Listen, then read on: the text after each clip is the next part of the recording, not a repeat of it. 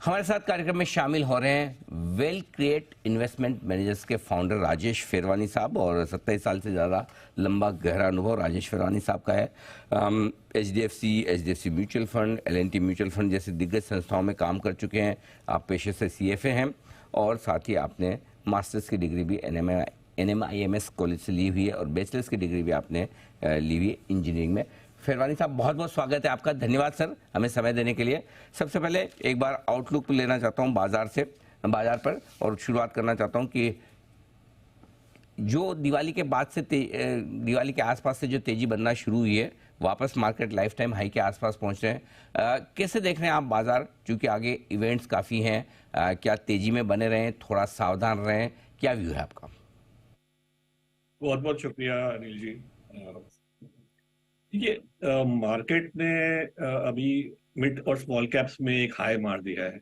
अगर आप अप्रैल से देखें तो mid cap index, BSE mid cap index कुछ 43-45% से ऊपर गया है और BSE स्मॉल कैप इंडेक्स कुछ 50% से ऊपर गया है। लेकिन निफ्टी जो है, यहाँ आप बोले जो BSE सेंसेक्स है, इतना नहीं चला है। निफ्टी चला है कुछ 10-11%।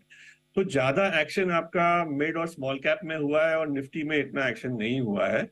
बीच में मार्केट थोड़ा वीक हो गया था क्योंकि जो वॉर का सिचुएशन बन रहा था इजराइल में, उसके वजह से, और थोड़ा सेलिंग इफेक्ट आया एफआई का 25,000 करोड़ उस महीने में। अब एफआई का सेलिंग खत्म हो गया है और अब मार्केट वापस तेजी में चले गया है। लिक्विडिटी इफेक्ट बहुत है मार्केट में। तो अगर आप देखें DII जो है, डोमेस्टिक इंस्टीट्यूशंस का बाइंग और FIIs का बाइंग बहुत हाई रहा है लास्ट 6 महीने में। 2-3 महीने छोड़ के अगर आप FII का सेल छोड़ दें, जब FII बेच रहे थे तब DII भी खरीद रहे थे। तो जो इनफ्लो आ रहा है मिड और स्मॉल कैप में वो खत्म नहीं हो रहा है और मार्केट की लिक्विडिटी जो है बहुत हाई है। उससे क्या हो रहा है कि काफी स्टॉक्स जो है मिड और स्मॉल कैप सेगमेंट में, अभी तो स्मॉल कैप भी नहीं रहे, काफी जो स्मॉल कैप कहलाते हैं वो स्मॉल कैप नहीं रहे, उसमें लिक्विडिटी इफेक्ट से वैल्यूएशन बढ़ गया है। तो कुछ कुछ पॉकेट्स है जहां पे थोड़ा कॉशियस रहना चाहिए। मतलब जहां पे अपनी औकात से ज्यादा स्टॉक्स गए हैं वहां कॉशियस रहना चाहिए। लेकिन अभी भी बहुत वैल्यू है मार्केट में। मुझे लगता है कि अभी छोटे इलेक्शन आ रहे हैं स्टेट के, उसकी इम्पैक्ट जरूर आ सकती है मार्केट पे। बड़ा इम्पैक्ट या बड़ा जो हमको इवेंट देखना है वो है इलेक्शन इन 2024। तब तक मुझे मार्केट लिक्विडिटी इफेक्ट से ऊपर ही दिख रहा है। ओके, तो चलिए, लिक्विडिटी है और बाकी सब मूड माहौल अच्छा है, तो तेजी की पूरी पूरी तैयारी है। ग्लोबल मार्केट्स पर भी एक बार आपसे आउटलुक लेना चाहता हूँ। वैसे तो अच्छी रिकवरी वहां पर भी दिख रही है, सपोर्ट मिल रहा है, मिलता रहेगा सर? बिल्कुल मिलता रहेगा। ग्लोबली क्या है कि मैंने पिछली बार भी ये कहा था कि इंडिया जो पोजीशन पे है आज, देर इज नो ऑल्टरनेटिव और FIIs की बाइंग आती जाएगी। आपने काफी अपग्रेड्स भी देखे हैं। हमारे स्टॉक्स, अब नए स्टॉक्स MSCI में जा रहे हैं, तो इन्फ्लोज तो हमारे कंट्री में आते ही रहेंगे। FII परचेज रहेगा तो हमारा मार्केट ऊपर जाएगा। दूसरा है ये है कि यूएस में इन्फ्लेशन थोड़ा कम हो गया है, 3.2%। इंटरेस्ट रेट्स की जो इम्पैक्ट थी वो शायद अब घटती जा रही है। हालांकि इंडिया और यूएस के इंटरेस्ट रेट डिफरेंशियल काफी लो हो गए हैं, वो करेंसी पे इम्पैक्ट आ सकता है, लेकिन उसको सपोर्ट करने के लिए हमारे सेंट्रल बैंक खड़ी है। तो मुझे ऐसा लग रहा है कि जो यूएस का इम्पैक्ट था इंटरेस्ट रेट का और जो ग्लोबल जियोपॉलिटिकल सिचुएशन का इम्पैक्ट है, वो कहीं पे इतना ज्यादा भारी नहीं है इंडिया पे। क्योंकि जो लिक्विडिटी, अभी मैं वापस लिक्विडिटी की बात कर रहा हूँ, जो लिक्विडिटी फ्लोज आ रहे हैं बाहर से और जो इंडिया से आ रहे हैं, वो मिला के मार्केट ये लेवल पे यहाँ इसके ऊपर बरकरार रहेगा। अगर मैं देखूं तो इंडिया का जो EPS है, अभी निफ्टी का EPS है अगले 2 साल में कुछ 150, हाँ सॉरी 1050 या 1100 तक रहेगा। यहाँ से 7-8% अप्रैल तक रिटर्न मुझे दिख रहा है मार्केट में। ओके, 7-8% मतलब क्या ब्रॉडली 21,000 के आसपास सर?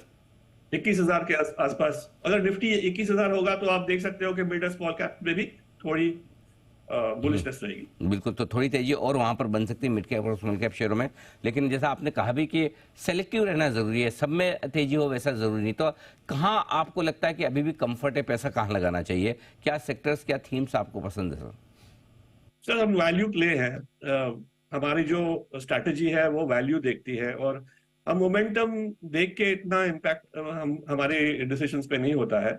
तो अगर आप वैल्यू देखें तो आज आप सिर्फ एसबीआई और बैंक ऑफ बड़ौदा ले लो तो उसमें आज आज भी बहुत वैल्यू है, क्योंकि इनके जो कॉर्पोरेट एनपीएस है वो लास्ट 2-3 साल में काफी कम हो गया है और उनका एनपीए बुक छोटा होते जा रहा है। क्वार्टर टू क्वार्टर मैं नहीं बता रहा हूँ, बट एक ब्रॉडर थीम जैसे आप देखो तो पब्लिक सेक्टर बैंक जो है SBI, bank of Baroda, Punjab national bank, ये अभी one time price to book से कम ट्रेड कर रहे हैं। लेकिन आप देखो प्राइवेट सेक्टर बैंक, जो टॉप 3 प्राइवेट सेक्टर बैंक है, 2.5 टाइम है। तो कहीं ना कहीं ये गैप ब्रिज होते जाएगा और ये अगले 2-3 साल में मुझे लगता है कि जो पब्लिक सेक्टर बैंक्स है वहां पे गैप ब्रिज होगा। इसके कनेक्टेड होम फाइनेंस कंपनीज में 2 होम फाइनेंस कंपनी जो मुझे पसंद है, एक है कैन फिन होम्स और एक Repco homes. Can Fin Homes का जो ट्रैक रिकॉर्ड आप देखो बहुत बढ़िया है। लास्ट 10 साल से उनकी ग्रोथ रेट भी बहुत अच्छी है। सिर्फ ये साल एक कुछ नया इशू निकला है, बट उसकी वजह से 1-2 क्वार्टर खराब जाएंगे, बट ये एक अपॉर्चुनिटी है। मुझे लगता है कैन फिन होम्स भी बहुत ही अच्छा कंपनी है। ये ग्रोथ यहाँ से इनकी और एनपीए लेवल्स जो कम है यहाँ से इसमें रिटर्न मुझे 25-30% का रिटर्न दिख रहा है ऑन एवरेज नॉर्मलाइज बेसिस।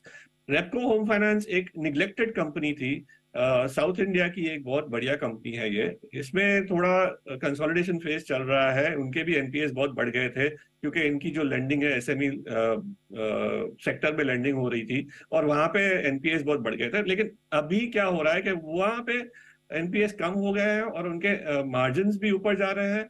ये company 0.8 times price to book चल रही है और इनकी आरओई कुछ 14-15% आके बैठी है। तो कंसिस्टेंटली अगर हर क्वार्टर में अगर 14-15% आरओई दिखाएंगे तो ये कंपनी में भी मुझे तेजी दिख रही है। बाकी सेक्टर्स अगर आप देखें तो होम इंप्रूवमेंट मुझे बहुत पसंद है। इसमें एक कंपनी जो सस्ती लग रही है वो हिंदवेयर होम है।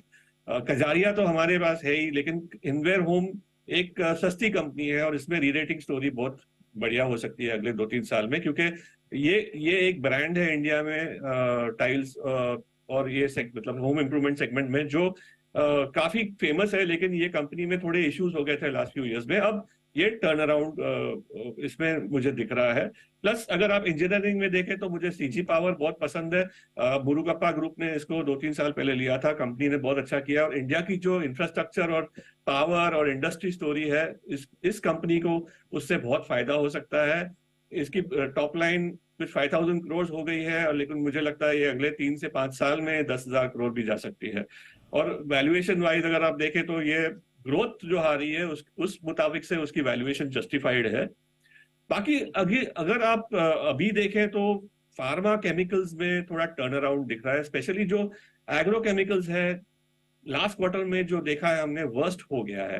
तो जैसे अभी शारदा क्रॉपकेम है या रैलीज है या तो धानुका, ये 3 कंपनीज में जो वर्स्ट केस सिनेरियो खत्म हो चुका है। और जो चाइना का डंपिंग है वो तो हो ही रहा है, लेकिन इससे बेहतर वैल्यूएशंस इन कंपनीज में हो नहीं सकती है। अगले साल अगर अगले 2 साल में देखो तो ये तीनों कंपनी कुछ 12 टाइम प्राइस टू अर्निंग्स के रेशो पे चल रही है। तो इसमें एक रिबाउंड आने की आवश्यकता है। तो बहुत ही इंटरेस्टिंग, आपको कई सारे स्टॉक आइडियाज भी दिए हैं, थीम्स भी दिए हैं फिरवानी साहब ने, जहां पर आपको इन्वेस्टमेंट के लिहाज से मौके मिल सकते हैं।